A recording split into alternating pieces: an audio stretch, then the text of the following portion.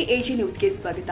ಉತ್ತರ ಕರ್ನಾಟಕವನ್ನ ಪ್ರತ್ಯೇಕ ರಾಜ್ಯವನ್ನಾಗಿಸುವಂತೆ ಕನ್ನಡ ವಿರೋಧಿ ಹೇಳಿಕೆ ಕೊಟ್ಟಿರುವ ಶಾಸಕ ರಾಜು ಕಾಗೆ ಗಡೀಪಾರಿಗೆ ಒತ್ತಾಯಿಸಿ ಕರ್ನಾಟಕ ಸೇನಾಪಡೆ ವತಿಯಿಂದ ನಗರದಲ್ಲಿ ಪ್ರತಿಭಟನೆ ಮಾಡಲಾಗಿದೆ.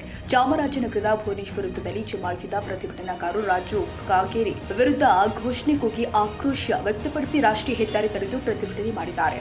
ಪ್ರತಿಭಟನೆಯಲ್ಲಿ ನೇತೃತ್ವ ವಹಿಸಿದ್ದ ಚಾರಂ ಶ್ರೀನಿವಾಸ್ ಗೌಡ ಮಾತನಾಡಿ, ಕನ್ನಡ ದ್ರೋಹಿ ಕಾಗವಾಡದ ಶಾಸಕ ರಾಜು ಕಾಗೆ ಕರ್ನಾಟಕವನ್ನ ವಿಭಜನೆ ಮಾಡಬೇಕು, ಉತ್ತರ ಕರ್ನಾಟಕವನ್ನ ಪ್ರತ್ಯೇಕ ರಾಜ್ಯ ಮಾಡಬೇಕು ಅಂತ ಹೇಳುವ ಮೂಲಕ ಕನ್ನಡ ವಿರೋಧಿ ಹೇಳಿಕೆ ಕೊಟ್ಟಿದ್ದಾರೆ. ಅವರ ಹೇಳಿಕೆಯನ್ನ ರಾಜ್ಯ ಸರ್ಕಾರ ತೀವ್ರವಾಗಿ ಪರಿಗಣಿಸಿ ಅವರನ್ನ ರಾಜ್ಯದಿಂದ ಗಡೀಪಾರು ಮಾಡಬೇಕು ಅಂತ ಒತ್ತಾಯಿಸಿದ್ರು. ಮುಖ್ಯಮಂತ್ರಿ ಸಿದ್ದರಾಮಯ್ಯ ಅವರೇ, ನೀವು ಕನ್ನಡ ಕಾವಲು ಸಮಿತಿ ಅಧ್ಯಕ್ಷರಾಗಿದ್ದವರು, ನಿಮ್ಮ ಸರ್ಕಾರದಲ್ಲಿ ನಿಮ್ಮ ಶಾಸಕ ಕನ್ನಡ ವಿರೋಧಿ ಹೇಳಿಕೆ ಕೊಟ್ಟರೂ ಕೂಡ ನೀವು ಯಾವುದೇ ರೀತಿಯ ಕ್ರಮ ಕೈಗೊಳ್ಳದಿರುವುದು ಅತ್ಯಂತ ಖಂಡನೀಯವಾಗಿದ್ದು, ಕರ್ನಾಟಕ ಏಕೀಕರಣಕ್ಕಾಗಿ ಅನೇಕ ಮಹನೀಯರು ಕರ್ನಾಟಕ ರಾಜ್ಯಕ್ಕಾಗಿ ಹೋರಾಟ ಮಾಡಿದ ಕಾರಣದಿಂದ ಅಖಂಡ ಕರ್ನಾಟಕ ರಚನೆಯಾಗಿದೆ. ನವೆಂಬರ್ ಮಾಸದಲ್ಲಿ ಶಾಸಕ ರಾಜು ಕಾಗೇರಿ ಕನ್ನಡ ವಿರೋಧಿ ಹೇಳಿಕೆ ಕೊಡುವುದು ಸರಿಯಲ್ಲ. ತಕ್ಷಣವೇ ರಾಜ್ಯ ಸರ್ಕಾರ ರಾಜು ಕಾಗೇರಿ ವಿರುದ್ಧ ಕ್ರಮ ಕೈಗೊಳ್ಳಬೇಕು, ಇಲ್ಲದಿದ್ರೆ ನಮ್ಮ ಹೋರಾಟ ತೀವ್ರ ಸ್ವರೂಪ ಪಡೆದುಕೊಳ್ಳುತ್ತೆ ಅಂತ ಶ್ರೀನಿವಾಸ್ ಗೌಡ ಎಚ್ಚರಿಸಿದ್ದಾರೆ. ರಾಜು ಕಾಗೆ ಅಂತ ಹೇಳಿ ಕನ್ನಡದ ದ್ರೋಹಿ, ಕರ್ನಾಟಕದ ದ್ರೋಹಿ, ನಾಡ ದ್ರೋಹಿ ಈ ರಾಜು ಕಾಗೆ ನಿನ್ನೆ ಕರ್ನಾಟಕವನ್ನ ವಿಭಜನೆ ಮಾಡಬೇಕು, ಉತ್ತರ ಕರ್ನಾಟಕವನ್ನ ಪ್ರತ್ಯೇಕ ರಾಜ್ಯ ಮಾಡಬೇಕು ಅಂತ ಹೇಳಿ ಒಂದು ಕನ್ನಡ ಹೇಳಿಕೆ, ಕನ್ನಡ ದ್ರೋಹಿ ಹೇಳಿಕೆ ವಿರೋಧಿಯನ್ನ ಕೊಟ್ಟಿದ್ದಾರೆ. ಅದನ್ನ ಖಂಡಿಸಿ ರಾಜು ಕಾಗೆ ಅವರನ್ನ ಕನ್ನಡದ ದ್ರೋಹದ ಬಗ್ಗೆ ಅವರು ಮಾತಾಡಿರತಕ್ಕಂಥ ವಿಚಾರವನ್ನ ರಾಜ್ಯ ಸರ್ಕಾರ ತೀವ್ರವಾಗಿ ಪರಿಗಣಿಸಿ ಅವರನ್ನ ರಾಜ್ಯದಿಂದ ಗಡೀಪಾರು ಮಾಡಬೇಕು ಮತ್ತು ಅವರ ಶಾಸಕ ಸ್ಥಾನದಿಂದ ಅವರನ್ನ ಅಮಾನತು ಮಾಡಬೇಕು ಅಂತೇಳಿ ನಾವು ಚಾಮರಾಜನಗರದಲ್ಲಿ ಕನ್ನಡಪರ ಸಂಘಟನೆಗಳು ಇವತ್ತು ನಾವು ರಾಷ್ಟ್ರೀಯ ಹೆದ್ದಾರಿಯನ್ನು ತಡೆದು ಕನ್ನಡ ದ್ರೋಹಿ, ಕನ್ನಡ ವಿರೋಧಿ ರಾಜು ಕಾಗೆ ವಿರುದ್ಧ ಪ್ರತಿಭಟನೆಯನ್ನ ಮಾಡ್ತಾ ಇದ್ದೀವಿ.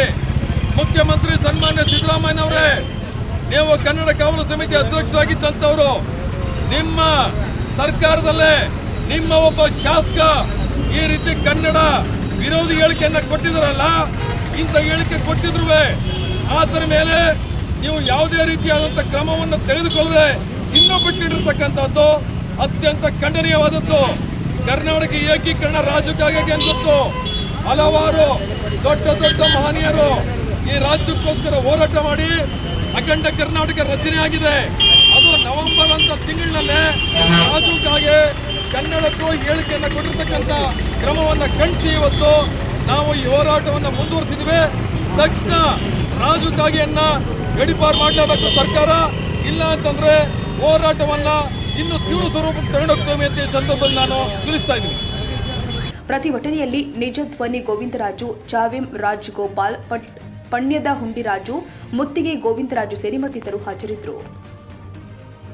ಕನ್ನಡಿಗರ ಮೆಚ್ಚಿನ ನಿಮ್ಮ ಎಜೆ 24/7 ನ್ಯೂಸ್ ಕನ್ನಡ ವಾಹಿನಿ ಇದೀಗ ಟಿವಿಯಲ್ಲಿ ಲಭ್ಯ. ವೇಳೆ ನೋಟಿಸ್ ಕೊಟ್ಟಿದ್ರೆ ವಾಪಸ್ ತಗೋತೀವಿ. ಇವತ್ತು ವಕ್ಫ್ ಪ್ರಾಪರ್ಟಿ ಅಂತೇಳಿ ಬರ್ತದೆ ಅಂತ ಹೇಳಿದ್ರೆ ರೈತರ ಬೀದಿಗೆ ಬದಲು ಏನ್ ಮಾಡ್ಬೇಕಾಗತ್ತೆ? ಯಾರು ವೋಟ್ ಹಾಕಿಲ್ಲ ಅಂದ್ರೆ ಗ್ಯಾರಂಟಿನೆಲ್ಲ ಸ್ಟಾಪ್ ಮಾಡ್ಬಿಡ್ತೀವಿ.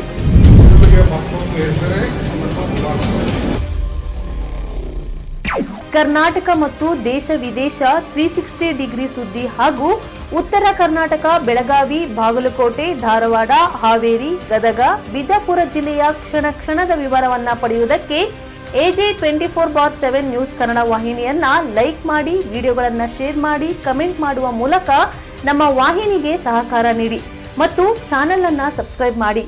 ಧನ್ಯವಾದಗಳು.